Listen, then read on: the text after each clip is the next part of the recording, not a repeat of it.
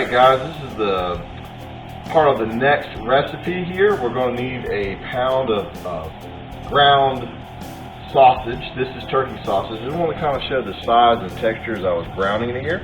So make sure you kind of have the bigger chunks as you're going to need it for the next recipe. We are going to need 16 ounces of shredded Colby Jack cheese for this super decadent breakfast casserole.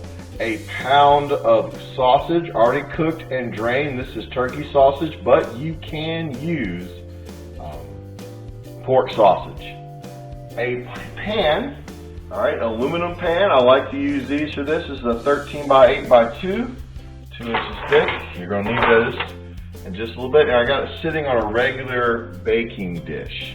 A spatula to help smooth it out. 9 large eggs beaten. Alright, you're going to need 16 ounces, that's 1 pint of either whipping cream or heavy cream, either one. You're going to need a tablespoon and a half of Badia's Garlic Pepper, Harlem Garlic Pepper. Alright, so these are really good. In fact, let's just change the name of the dish on the fly. We'll call it Harlem Egg Breakfast Casserole. And you're also going to need 2 teaspoons of Himalayan salt. I prefer that. Any sea salt, finely ground, will do. Also, while we're talking about, let's preheat that oven to 350 degrees. Alright everybody, now that we've seen a close-up of the ingredients, we're going to now put this dish together. As we saw before, we have the 9 eggs, so we're going to not hesitate to add all this together. First, we're going to just put in the ground sausage. This is turkey sausage I use for this dish. Nothing real scientific. You just want it well drained. You don't want the oil all in there. And then we're going to add into it as well the entire 16 ounces, the pint of heavy cream or whipping cream. We're going to add also the Harlem Garlic Pepper from Badia.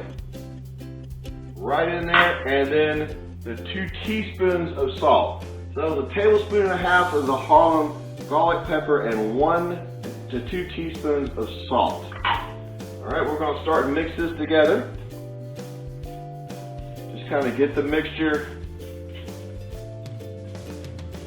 blended so you do not see the color of the salt. Once again, one of the reasons that tricks to using the pink is you can see that it's into the dish. Should look something like this. We'll hold it to the camera for you. Alright. Next we're going to take our Pam olive oil spray. I may not have mentioned that in the ingredients, but you may have seen it. Quickly spray the pan. And we're going to take some of the cheese, just a handful, and we're going to sprinkle it onto the dish. This kind of gives a nice bottom, a little bit of a secret to anytime you're making any type of egg dish. You want to firm up, you want it to have a bottom to it, and this will help make a little bit of a bottom to that. Now the rest, well, you know, just goes right in there. We're going to mix this together, and it's already becoming creamy as we speak. Got a little added company here. I'm at my mom's house. You may have heard one of her cats giving me criticism as we are working on this today. See, it's the consistency we want. Look into the camera there. And we're going to take and we're going to add it to the dish.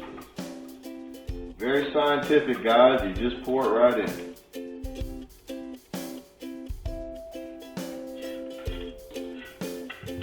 The hardest part about the prep, cracking the eggs. Spread the sausage out in the dish.